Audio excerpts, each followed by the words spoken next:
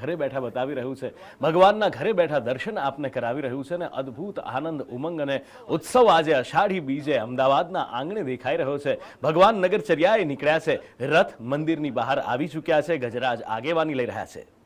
આચાર્યની અમારી આ ગાદીની પરંપરા રહેલી છે અને સેવાની અમારી ગાદીની એ પરંપરા પર સમાજે જોઈ, અમારા સંતો મહંતોએ અને આ જે પ્રત પ્રતિષ્ઠિત કરવામાં આવ્યું છે, બસ પરમાત્મા અમારા હાથે સેવા કરાવતા રહે। ભગવાન જગન્નાથજીને શું પ્રાર્થના? બસ જગન્નાથજી ભગવાને પ્રાર્થના કરે કે સૌને ખૂબ સ્વાસ્થ્ય સારું રાખે અને સૌની મનોકામના પૂર્ણ કરે।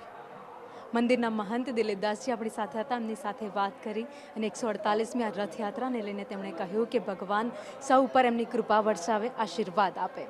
કેમેરામેન નરેશ વાટેડ સાથે ભાવિની ડબગર, સંદેશ ન્યૂઝ, અમદાવાદ।